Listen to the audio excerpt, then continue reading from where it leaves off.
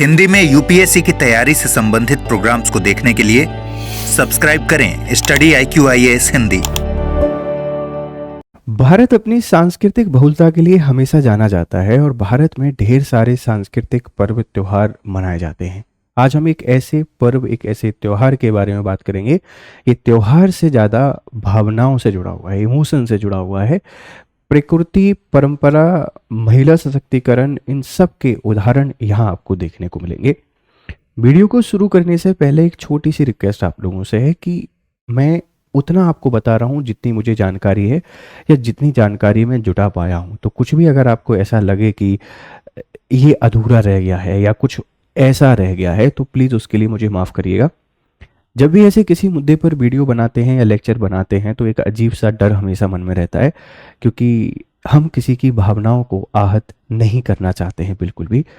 तो आप सभी लोगों को, वैसे ये स्पेसिफिकली पूर्वी भारत, बिहार, झारखंड, नेपाल की तराई में मनाया जाता है, तो छठ या छठी मैया के इस पावन पर्व की ढेर सारी शुभकामनाएं। छठी मैया आपके जीवन में रोशनी लेकर आए, अंधकार को प्रकाश में बदले और वो सब कुछ आपको मिले जो आप चाहते हैं। एक ऐसा पर्व, एक ऐसा त्योहार जिसको मनाने के लिए देश नहीं विदेशों से भी लोग बिहार आते हैं। छठी मैया के नाम से फेमस है ये त्योहार। इसकी ढेर सारी कहानियां हैं। कोई रामायण से कनेक्शन बताता है कि माँ सीता ने इस पर्व की शुरुआत की। कुछ लोग महाभारत से इसका कनेक्शन बताते हैं और भी ढेर सारे कनेक्शन हैं। कुछ लोग बताते हैं कि जब भगवान और राक्षसों के बीच में लड़ाई हुई तो राक्षस जीत जाते हैं, तो फिर उसके बाद से ये छठी मैया के त्योहार की शुरुआत होती है। बहुत ही पावन, बहुत ही स्पेशल त्योहार है और छठ का जो सॉन्ग आपने सुना होगा वो बहुत ही आरामदायक और सुकून वाला है। तो मुझे लगा क्यों ना इसके बारे में थोड़ा सा बताया जाए उन बच्चों के लिए भी जो छठ के बारे में, छठी मैया के त्यौहार के बारे में ज़्यादा नहीं जानते हैं। पर्यावरण संरक्षण का एक अनुपम उदाहरण है। प्रकृति के प्रति हम किस तरीके से कृतज्ञ हो सकते हैं उसका एक उदाहरण है। महिला सशक्तिकरण का, क्योंकि विमेन लेड ये फेस्टिवल है, उसका एक एग्जाम्पल है। इसी के साथ में एक सोशल हार्मनी का त्यौहार है। ये जो छठ का त्यौहार है ये बिहार में सेलिब्रेट किया जाता है। किसी एक स्पेसिफिक कम्युनिटी के द्वारा नहीं मनाया जाता, सब लोग इसको मनाते हैं। तो सोशल हार्मनी, सामाजिक जो समरसता है उसका एक उदाहरण है। अनेकता में एकता का एक उदाहरण है और हमारी संस्कृति को जीवंत बनाए रखने का एक उदाहरण है। चलिए इसको समझने की कोशिश करते हैं। फिर आपसे बोल रहा हूँ कि कुछ ऊपर नीचे हो, प्लीज़ मुझे माफ़ करिएगा। वैसे मैंने कोशिश की है कि सब कुछ बहुत अच्छे तरीके से आपके सामने प्रस्तुत किया जाए। ठीक है, ये बैकग्राउंड में आपको दिखाई दे रहा होगा छठी मैया। यहाँ पर सूरज है, पानी है, ये साथ में खाना है, महिलाएं हैं। ये भगवान के प्रति या सूरज के प्रति। अच्छा, एक और बात आपने सुनी होगी कि उगते हुए सूरज को तो हर कोई नमन करता है। बिहार हमको सिखाता है कि हम ढलते हुए सूरज को भी नमन करते हैं। हम कृतज्ञ हैं सूरज के प्रति कि दिन भर आपने जो मेहनत की, हम लोगों को जो रोशनी दी, जो प्रकाश दी, जिससे हमारा जीवन चल रहा है, हम उसको भी नमन करते हैं। तो जो उगते हुए सूरज को नमन करने वाली पूरी दुनिया है, लेकिन ढलते हुए सूरज को धन्यवाद देने वाला जो धरती है, जो जगह है, वह हमारा बिहार है, हमारा मिथिला है। तो इसकी इंपॉर्टेंस इस तरीके से भी आप लोग कनेक्ट कर सकते हैं कि आपके लिए कोई कुछ करता है तो उसके प्रति आपको कृतज्ञ रहना चाहिए, आप उसके प्रति थैंकफुल रहना चाहिए। ये हमको सिखाता है। बहुत ही सात्विक तरीके से इसको मनाया जाता है। इसमें निर्जला व्रत हम करते हैं तो वो सिखाता है कि किस तरीके से आप संयम, आत्मसंयम, इसी के साथ में आपकी जो इच्छा शक्ति है, विल पावर, इन सब की परीक्षा यहाँ पर होती है। तो बहुत ही आप इसको साइंटिफिक पर्व के तौर पर भी समझ सकते हैं। सारी बातें समझने की कोशिश करेंगे। चलिए देखते हैं कहानी को। देखो भाई, ये कुछ ऐसे चित्र आपने बहुत देखे होंगे। बहुत महिलाएं एक साथ, पुरुष ऐसा नहीं है कि सिर्फ महिलाएं, ये सभी लोग नदी के किनारे जाते हैं और वहां जाकर अर्घ्य देते हैं और पूजा करते हैं और 4 दिन बहुत ही उत्सव और भावनाओं के साथ इसको सेलिब्रेट किया जाता है पूरे बिहार। न सिर्फ बिहार में, पूरे पूर्वी भारत में, अब तो पूरे भारत में एवं विदेशों में भी इसको मनाया जाता है। यूनेस्को ने भी इसको रिकॉग्नाइज किया है छठ पर्व को कि बहुत ही बड़ा महापर्व है ये। ठीक है, चलिए देखो ये छठ पूजा भारत का एक प्राचीन और पर्यावरण अनुकूल त्योहार है। एंशियंट है और इको फ्रेंडली है। इस बात को ध्यान रखिएगा, इको फ्रेंडली है। जो मुख्यतः बिहार, झारखंड, पूर्वी उत्तर प्रदेश, नेपाल के मध्य क्षेत्र में मनाया जाता है। ये मुख्यतः यहाँ मनाया जाता है। ऐसा नहीं है कि सिर्फ यहीं मनाया जाता है, बट मेनली मतलब इसकी शुरुआत यहीं से मानी जाती है, इसी क्षेत्र से इसकी उत्पत्ति हुई। तो इसीलिए लिखा हुआ है कि मुख्यतः, हालांकि पूरे भारत और विदेश में भी अब इस पर्व को मनाया जाने लगा है, आप इस बात को ध्यान रखिएगा, लेकिन मेनली कहाँ मनाया जाता है, मेनली इन क्षेत्रों में इसको मनाया जाता है। यह त्यौहार सूर्यदेव, सूर्य भगवान और उनकी पत्नी उषा, छठी मैया को समर्पित है। तो मेनली अगर आपसे कोई पूछेगा ये किसको डेडिकेटेड है। आगे थोड़ा सा बढ़ते हैं, शब्दार्थ को समझने की कोशिश करते हैं कि ये शब्दार्थ क्या है। छठ शब्द का अर्थ होता है छठा दिन, मतलब ये छठे दिन मनाया जाता है। जैसे अभी आपने देखा होगा कि दिवाली, उसके बाद हमने पड़वा, दूज, तृतीय, चतुर्थ, पंचमी, फिर षष्ठमी। तो ये छठ का जो अर्थ होता है वो बेसिकली छठा दिन होता है। यह कार्तिक मास की शुक्ल पक्ष की षष्ठी तिथि को मनाया जाता है। जैसे कार्तिक मास की जो शुक्ल पक्ष है, दो पक्ष होते हैं, एक कृष्ण होता है, एक शुक्ल होता है। तो दीपावली जो है, इस दीपावली के बाद जो पक्ष शुरू होता है, हम इस पक्ष में इसको मना रहे होते हैं। तो कार्तिक मास की शुक्ल पक्षमी की षष्ठी तिथि को मनाया जाता है। छठी मैया को ऊर्जा और संतान की रक्षा करने वाली देवी माना जाता है। ऊर्जा तो हमको देती ही देती हैं, इसी के साथ में संतान की रक्षा करने वाली देवी माना गया है, और उनके प्रति धन्यवाद देने के लिए इस पर्व को या इस त्योहार को मनाया जाता है। ध्यान रखिएगा, ठीक है, काफी इंपॉर्टेंस है। अब सिर्फ बिहार तक सीमित नहीं है, पूरे भारत एवं विदेशों में भी इसको बड़े अच्छे तरीके से सेलिब्रेट किया जाता है। जहां भी भारतीय लोग रहते हैं या जहां भी वो लोग जिनका ओरिजिन बिहार या ईस्टर्न इंडिया से है, वो लोग इसको पूरे धूमधाम के साथ मनाते हैं। ध्यान रखिएगा। अब इसको थोड़ा और समझने की कोशिश करते हैं, ये क्या है। छठ पूजा में कुछ दिन हैं जिसमें पहला दिन बहुत ही इंपॉर्टेंट है। हर दिन इंपॉर्टेंट है, बट जो फर्स्ट डे है, इस फर्स्ट डे को आप कैसे मानते हैं, आप लोग जानते हैं, नहाए खाए। जो पहला दिन है उसको नहाए खाए के नाम से जाना जाता है। आप घर पहुंचते हैं, आप ऐसे समझिए कि पहले लोग दूर दराज के क्षेत्रों में रहते थे, छठ मनाने के लिए घर जाते थे, या हम काम करते रहते थे। तो छठ जब आती थी तो एक आराम और एक शांति और सफाई का प्रतीक इसको माना गया है। तो जो पहला दिन होता है उसको नहाए खाए के नाम से जाना जाता है। भक्त नदी या तालाब में स्नान करके शरीर और घर की शुद्धि करते हैं, खुद नहाते हैं, घर की भी शुद्धि करते हैं। तो शुद्धि से हमने ऐड कर दिया कि जिस तरीके से गंदगी, जैसे सीजनल चेंजेस होते हैं, सीजनल चेंजेस के बाद अब हम सर्दियों की तरफ आगे बढ़ेंगे, तो परिवर्तन होते हैं, उस परिवर्तन में शुद्धि बहुत जरूरी है। तो घर की सफाई करते हैं, घर की सफाई के साथ में खुद की भी सफाई करते हैं।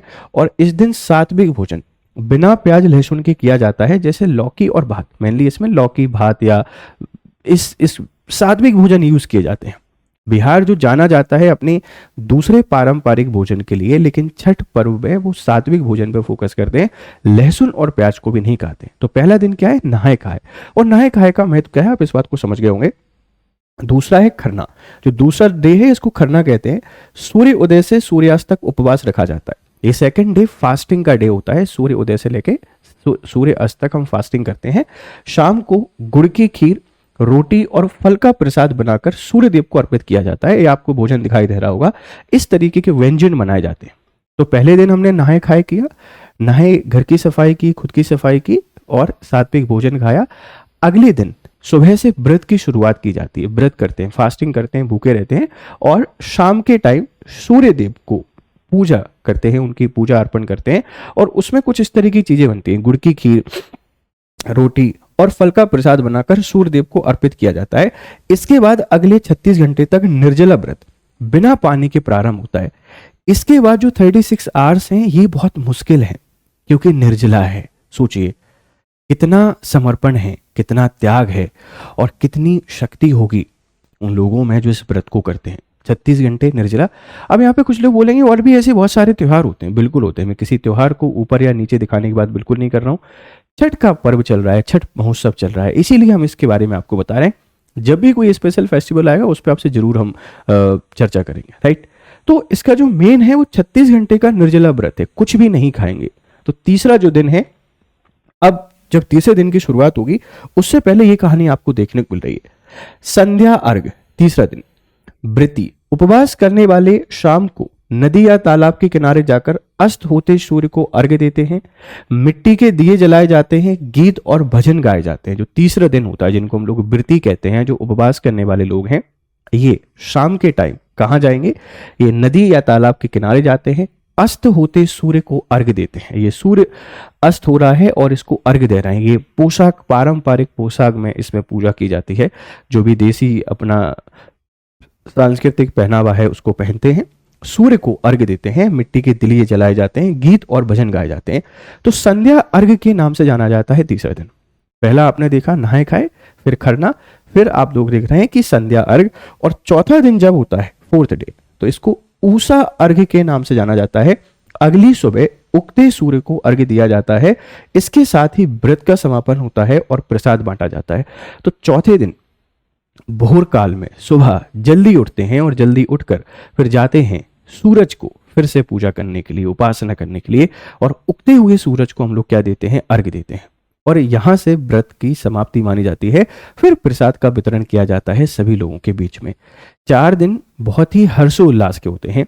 हर बिहारी, नॉट ओनली बिहारी, पूर्वी भारत में रहने वाले सभी जो लोग हैं ये अपने घर जाते हैं और घर वालों से मिलते हैं। इस त्योहार को बहुत ही खुशियों और उल्लास के साथ मनाते हैं। तो एक बहुत अनुपम उदाहरण है हमारी सांस्कृतिक विरासत का कि हमारे पूर्वजों ने हमको क्या दिया है। इसका कनेक्शन तो महाभारत, रामायण, ऋग्वैदिक, वैदिक काल सबसे मनाया जाता है। क्योंकि अब जब वैदिक काल को पढ़ेंगे तो वहां हमको देखने को मिलता है कि सूर्य की उपासना की जाती थी, सूर्य की पूजा की जाती थी। और यहाँ भी हम लोग क्या कर रहे हैं, सूर्य की उपासना कर रहे हैं। इसमें निर्गुण और सगुण सभी लोग इसमें आ जाते हैं। जाति पाति धर्म मजहब इनसे दूर एक अलग एक ऐसा पर्व है जिसमें किसी प्रकार का कोई भी हमको भेदभाव देखने को नहीं मिलता है। हालांकि कुछ घटनाएं हमको देखने को मिल जाती हैं, जैसे भी आपने आसाम में देखा होगा कि आसाम के कुछ लोग प्रोटेस्ट कर रहे हैं कि आपको अपना पर्व मनाना है, मनाइए। मेरा ही मानना है कि किसी की भावनाएं आहत ना हो। अपना धर्म बहुत अच्छा चीज़ है, अपने पर्व को बहुत अच्छे से हमको मनाना है, लेकिन किसी को हमको परेशानी भी नहीं होनी चाहिए। और दूसरों को भी ये बात को ध्यान रखना चाहिए कि जैसे आपका धार्मिक त्यौहार इंपॉर्टेंट होता है वैसा ही दूसरों का है। अगर कोई एक्साइटेड है, अगर कोई इमोशनल है, क्योंकि अब बच्चे बड़े हो चुके हैं, अब बच्चे दूसरे शहरों में रहने लगे हैं, उनको बचपन की वो माँ याद आती है। जैसे किसी की माँ नहीं है जीवन में, अब शायद किसी के फादर नहीं रहे हैं जीवन में, तो वो बचपन उनको याद आता है, वो इमोशंस उनको याद आते हैं। और इमोशंस तो बहुत ही खतरनाक चीज़ होती है ना। आप सबको पता है कि जब हम इमोशंस में रहते हैं तो इमोशन में किस तरीके की कहानी होती है, हमको शायद कुछ समझ में नहीं आता है। हम क्या कर रहे हैं, अच्छा कर रहे हैं, बुरा कर रहे हैं, किसी के लिए अच्छा कर रहे हैं, किसी के लिए खराब कर रहे हैं। तो धार्मिक भावनाओं का ध्यान रखें, किसी की भावनाओं का ध्यान रखें, और हमको गलत नहीं करना है, क्योंकि पर्व बहुत बड़ी सांस्कृतिक विरासत है, इसको बनाए रखना है। सभ्यताओं को पालती हैं संस्कृतियां, सभ्यताएं चली जाती हैं लेकिन संस्कृतियां बनी रहती हैं। आज भी हम लोग इंडस वैली सिविलाइजेशन के कल्चर को पढ़ते हैं। सभ्यता गई है लेकिन कल्चर अभी भी बना हुआ है, राइट। तो हमको ध्यान रखना है किसी को परेशानी ना हो। ऐसे आपका ये चौथा दिन होता है और व्रत आपका कंप्लीट हो जाता है, ध्यान रखिएगा, ठीक है। अब ऐतिहासिक एवं पौराणिक पृष्ठभूमि की बात करते हैं। ऋग्वेद में सूर्य देव की आराधना का उल्लेख मिलता है, गायत्री मंत्र। महाभारत में द्रौपदी और पांडवों ने अपनी राज्य वापसी के लिए छठ पूजा की थी। रामायण के अनुसार सीता माता ने अयोध्या लौटने के बाद सूर्य की उपासना की थी। इनके अपने अपने पौराणिक और ऐतिहासिक महत्व में हमको किसी चीज पे कोई बहस नहीं करनी, कॉन्ट्रडिक्शन नहीं करना है, सब उसको मानते हैं। हमारे लिए इंपॉर्टेंस याद रखनी है कि जो छठ है इसकी क्या इंपॉर्टेंस है, ध्यान रखिएगा, ठीक है। फिर आगे हम बात करते हैं वैज्ञानिक एवं पर्यावरणीय महत्व। सूर्य के प्रति आभार प्रकट करने से विटामिन डी की प्राप्ति और स्वास्थ्य लाभ, ये तो एक ऐड कर दिया है। सूर्य के प्रति आभार प्रकट करने से मतलब क्या है कि प्रकृति हमको जो दे रही है उससे हम उसका धन्यवाद देते हैं। हमको यह सीखना है, कोई आपकी छोटी सी भी मदद कर रहा है, आप उसका धन्यवाद कीजिए, आप उसको थैंकफुल रहिए। ये सिखाता है हमको छठ का जो पर्व है। यह त्योहार सफाई, जल संरक्षण और पर्यावरण संतुलन का संदेश देता है। सफाई की जाती है, नदियों की आवश्यकता है, अगर नदियां नहीं रहेंगी तो कहां छठ मनाएंगे। इसीलिए जल संरक्षण का मैसेज भी हमको छठ त्योहार देता है। तो पर्यावरण में संतुलन बनाए रखने की सीख भी हमको छठ त्योहार देता है, ध्यान रखिएगा। सभी सामग्री प्राकृतिक और जैविक होती हैं, इको फ्रेंडली होती हैं, जैसे बांस की टोकरी, मिट्टी के दिए, फल आदि। तो ये जो जैविक या जैव विविधता संरक्षण को लेकर भी हमको प्रेरित करता है। इसीलिए छठ पर्व अलग है, छठ पर्व विशेष है और खास है, क्योंकि इसका जो तरीका है इसको बहुत खास बनाता है, ध्यान रखिएगा। सामाजिक एवं सांस्कृतिक महत्व की जब भी आपसे कोई बात करेगा तो सामाजिक और सांस्कृतिक महत्व क्या है, जरा आप इसको एक बार थोड़ा सा समझिए। छठ पूजा सामाजिक समानता और एकता का प्रतीक है। छठ बिहार में मनाया जाता है, किसी एक जाति, एक मजहब, एक धर्म या एक वर्ग के द्वारा नहीं मनाया जाता है, सबके द्वारा मनाया जाता है। और सबसे अच्छी बात क्या है, सबसे अच्छी बात है कि यहां सब एक ही तरीके से मनाते हैं, एक ही वेशभूषा रहती है, एक ही तरीके के व्यंजन बनाए जाते हैं, एक ही तरीके का भोजन बनाया जाता है। सब नदी जाते हैं, हाँ कुछ नदी नहीं जा रहे हैं तो तालाब चले जा रहे हैं, कोई झील चले जा रहे हैं, नहीं भी जा पा रहे हैं तो वो अपने यहाँ पर जो बोरिंग है, ट्यूबवेल है, उससे मना रहे हैं। ये तो भावनाओं का त्यौहार है, ये आस्था और बिलीव का त्यौहार है। इससे मतलब नहीं आप कहाँ जा रहे हैं, मना रहे हैं वो इंपॉर्टेंट है। तो सामाजिक समरसता, इक्वलिटी एंड सोशल हार्मोनी को ये एस्टेब्लिश करता है, ध्यान रखिएगा। सभी लोग चाहे जाति या वर्ग कुछ भी हो, एक साथ जल में खड़े होकर पूजा करते हैं। तो ये जो हमने हायरार्की बना रखी है सोसाइटी में, ऊंचे नीचे का जो भेदभाव बना रखा है, उसको भी ये खत्म करते हैं, ध्यान रखिएगा। महिलाओं की भूमिका अत्यंत महत्वपूर्ण होती है। विमेन एम्पावरमेंट का एक स्पेशल ये मैसेज देते हैं कि जो हमारी जो प्रकृति है, हमारी समाज है, उसकी अग्रता या अग्रणी महिलाएं हैं। तो उनकी इंपॉर्टेंस को भी हमको बताता है कि यार ये त्यौहार इनके बिना नहीं हो सकता। वो बिहारी इस दर्द को समझ सकता है कि उसकी माँ पहले इस पर्व को मनाती थी, अब नहीं है। मैं सिर्फ इसको मैं बोल सकता हूँ, उस दर्द को फील ही नहीं कर सकता, क्योंकि हम उतने नहीं कनेक्ट कर पाते। बट मैं जब इसके प्रिपेयर कर रहा था इसके कंटेंट को, तो ये जो सॉन्ग है छठी मैया का, उसको सुन रहा था तो समझ में नहीं आ रहा था, लेकिन अच्छा लग रहा है। कई बार उसको सुन चुका हूँ, शायद 20-25 बार सुन चुका हूँ पिछले 1-2 दिन में। तो कितना इमोशन का एक माहौल है उन लोग, कितना बड़ा एक पर्व है और पूरे भारत में सेलिब्रेट किया जाता है। ऐसा नहीं है सिर्फ बिहार तक अभी सीमित है। यह पर्व प्रवासी बिहारियों को अपनी जड़ों से जोड़ता है, इसलिए लोक एकता का त्योहार भी कहते हैं। जो सक्षम है आने में वो आते हैं, देश के कोने कोने से, विदेशों से। तो बिहार की जो भूमि है, जो मिट्टी है, उससे ये कनेक्ट करते हैं। तो हमारी संस्कृति को बनाए रखने में कितना इंपॉर्टेंट रोल प्ले करता है छठ पर्व, इस बात को ध्यान रखिएगा। ये इसकी सामाजिक एवं सांस्कृतिक महत्व के तौर पर आप पेपर में भी लिख सकते हैं, ध्यान रखिएगा। प्रतीकात्मक महत्व की आपसे कोई बात करे, अस्त होते सूर्य को अर्घ्य देना, बीते हुए कार्यों के प्रति कृतज्ञता, कि जो हुआ है उसके प्रति हम थैंकफुल हैं। उगते सूर्य को अर्घ्य देना एक नए जीवन की ओर आशा की शुरुआत, नए जीवन की ओर हमको पॉजिटिव तरीके से सोचना चाहिए। 36 घंटे का निर्जला व्रत आत्म संयम, मानसिक दृढ़ता और शुद्धता का प्रतीक है। ये इसके प्रतीकात्मक महत्व आप ऐसे बता सकते हैं। और अब हम लोग बात करते हैं कि जो प्रश्न है, इस प्रश्न से पहले आप देख लीजिएगा कि यहाँ एक फेमस है, जैसे ठेकुआ काफी फेमस है। ठेकुआ को लेकर आपने बहुत सारी रील्स देखी होंगी। गेहूं और आटे से उसको बनाया जाता है ठेकुआ। यहाँ हम सात्विक भोजन की बात करते हैं, गुड़ की खीर की बात करते हैं। तो यहाँ पर जो भोजन है आप उसको भी बहुत बहुत लगाव और बहुत चाव के साथ लोग खाते हैं। कभी मौका मिलेगा तो खाएंगे, जरूर खाएंगे, आएंगे बिहार। और एक बार फिर से आप लोगों को मेरी तरफ से छठ पर्व की, छठी मैया के इस पावन पर्व की ढेर सारी शुभकामनाएं। कुछ गलती हुई हो तो मुझे माफ करना, किसी की भावनाओं को आहत करना मेरा उद्देश्य नहीं था। अच्छा लगा तो मैंने कहा चलो इस पर थोड़ा सा डिस्कशन करते हैं, सबको थोड़ा सा बताते हैं। ये क्वेश्चन है एग्जाम के पॉइंट ऑफ व्यू से कि छठ पूजा किस देवता की उपासना से संबंधित है। आप बता देना कि भगवान विष्णु, देवी दुर्गा, सूर्य देवता और छठी मैया भगवान शिव।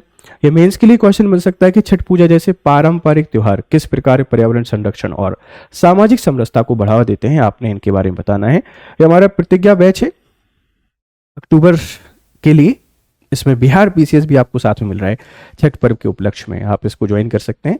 GRS लाइव, ये मेरा कोड आपको यूज करना है, GRS लाइव। और ये मेरा टेलीग्राम चैनल है, इसको ज्वाइन कीजिए। यहाँ पर आपको PDF एंड अपडेट सब कुछ मिलेगा। तो एक बार फिर से आपको ढेर सारी शुभकामनाएं और अपने फीडबैक हमको जरूर दीजिएगा, इन्फॉर्मेशन कैसी लगी। Have nice time, good day to all. Hindi में यूपीएससी की तैयारी से संबंधित प्रोग्राम्स को देखने के लिए सब्सक्राइब करें स्टडी IQ IAS हिंदी।